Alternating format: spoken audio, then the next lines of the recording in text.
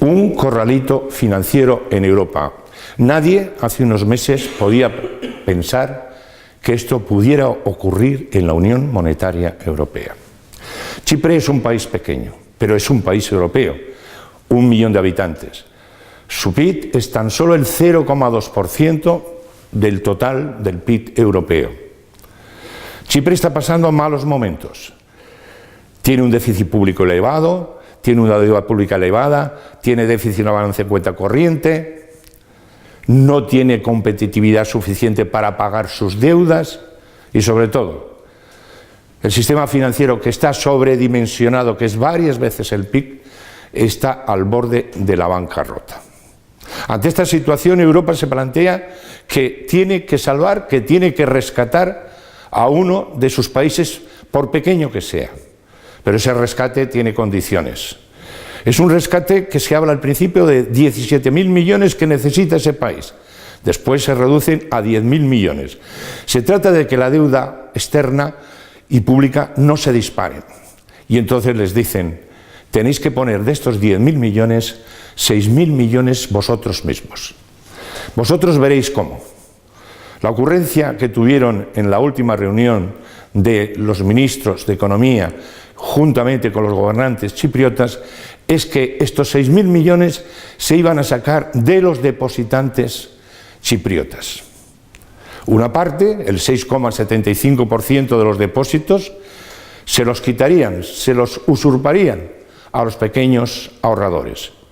Y a partir de 100.000 millones se aumentaría la quita, se aumentaría de alguna manera el gran robo que se pretende hacer a los chipriotas, hasta el 12,5 o el 15%. Esto ha creado una sensación de inseguridad, de contagio hacia todos los depositantes. Españoles, italianos, irlandeses temen que sus depósitos se vean confiscados por el gobierno. Si esto ha ocurrido con un pequeño país como es Chipre, ¿por qué no puede ocurrir con el resto de los países? Se han roto las reglas de juego. En el inicio de la crisis se aseguró que todo europeo, todo ahorrador europeo tenía protegidos sus primeros 100.000 euros por cuenta corriente y depositante, lo tuviera en el banco y en el país que los tuviera. Y esta regla se ha roto. Y esto ha sido considerado como un gran error, un nuevo error de los tantos errores que están cometiendo los líderes europeos. Después se han desdicho. Han dicho que eso no lo han dicho ellos, que lo único que han dicho a Chipre es que tiene que poner 6.000 millones encima de la mesa, pero que jamás les habían indicado que fueran los depositantes pequeños los que pagaran los patos. En estos momentos todavía no tenemos solución. En estos momentos el Banco Central Europeo ha dicho que si la semana que viene, y ha puesto una fecha, el lunes, no han adoptado una decisión los chipriotas, los gobernantes chipriotas sobre este tema, dejará de sostener y de inyectar liquidez el Banco Central Europeo a los bancos de Chipre, lo cual implicaría la bancarrota. El Parlamento Europeo se ha reunido recientemente y ha rechazado la propuesta que ha hecho su presidente. Una propuesta que consistía en obtener esos 6.000 millones, quitando el 6,75% a los depósitos hasta 100.000 euros y el 10% para depósitos superiores. Esto ha sido rechazado unánimemente, con la abstención incluso de los propios del partido del presidente, ha sido rechazado por el Parlamento. Y ha creado una situación insólita en Europa. No saben cómo arreglar este tema. Se trata de muy poco dinero, es un país muy pequeño. ¿Cómo es posible que un país tan reducido esté creando los problemas? Incluso, y ha reconocido el presidente del Eurogrupo, y ha dicho que la situación de Chipre es una situación sistémica, es decir, que puede afectar a toda Europa. De momento está claro que se ha rechazado por todos, por Europa y también por el Parlamento Europeo, que sean los pequeños depositantes los que paguen. Por lo tanto, la solución que venga, sin duda alguna, va a librar a todos aquellos depositantes que tengan menos de 100.000 euros, para dar tranquilidad al resto de los ahorradores europeos. ¿De dónde van a sacar este dinero? Se habla de todo. Se habla incluso de los fondos de la Seguridad Social. Se habla, incluso la propia Iglesia ha puesto como garantía sus bienes a disposición del país. Los rusos están ahí al lado. Chipre es un país muy tentador. Todos están interesados en él. Y concretamente Rusia tiene casi el 30% de los depósitos, unos 30 o 40 mil millones, depositados en Chipre. Normalmente dinero oscuro, dinero negro. Y al mismo tiempo también Rusia está financiando grandes inversiones en empresas chipriotas. Hasta tal punto que Chipre, de alguna manera, había bandeado, había soslayado a Europa solicitando un crédito de 2.500 millones a Rusia. Y en estos momentos tenía preparada también otra solicitud hasta 4.500 millones. Rusia está enfadada. Dice, no es justo, no es legal que expropiéis, que confisquéis los depósitos de mis paisanos, de los rusos. En estos momentos, a Europa no le interesa que Rusia entre y forme parte de la solución.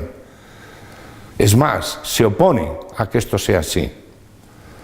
¿De dónde va a salir el dinero que están solicitando los países europeos a Chipre? La solución no la vamos a saber probablemente hasta la próxima semana. El corralito financiero sigue, no se pueden sacar los depósitos de los bancos hasta que no haya una solución, porque el riesgo es que ese dinero salga del país y provoque la quiebra total y la bancarrota total de este país. Vamos hacia la unión bancaria, pero del corralito financiero que estamos viviendo a la unión bancaria hay mucho camino. Primero tiene que ser que funcione el Banco Central único, el supervisor único. El siguiente paso sería constituir un fondo de garantía de depósitos que proteja a todos los ahorradores.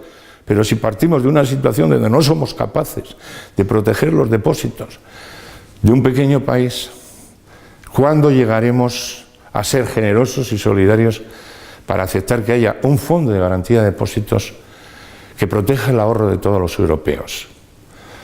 Después vendrá el siguiente paso, el último, el mecanismo de resolución y liquidación de los bancos. ¿Quién tiene que pagar primero en una situación de estas? Lo lógico es que primero paguen los accionistas, después que paguen los bonistas y después, si no hay más remedio, que paguen los depositantes por encima de 100.000 euros. Estamos un poco lejos y desde luego la salida de Europa hacia esa unión bancaria va a llevar mucho tiempo. Y el hecho de lo que ha ocurrido con Chipre nos ha puesto delante de los ojos lo importante que es que lleguemos a esta integración monetaria y fiscal y lo lejos que todavía estamos de ella. El liderazgo en Europa está ejercido en estos momentos por Alemania, pero es un liderazgo de austeridad, de rigor, quizás necesario, pero que no es comprendido todavía por los países del sur. Veremos a ver la próxima semana qué es lo que ha ocurrido. Lo que sí tengo que dejar claro para los que están preocupados, que en ningún momento una situación de estas podría afectar a los depositantes de España o de Italia. Este contagio que se está produciendo de manera psicológica nunca podría llegar a un sitio. Primero porque nuestro sistema financiero no tiene nada que ver con el sistema chipriota. Es mucho más equilibrado, tiene un porcentaje sobre PIB mucho más bajo, nuestro sistema financiero está saneado y antes que los depositantes pues están los accionistas, están los de las obligaciones preferentes, están los de las obligaciones subordinadas, están los tenedores de bonos senior. En definitiva, no veo posible, la probabilidad es cero de que esto llegue a ocurrir en un país como Italia, como Francia o como España.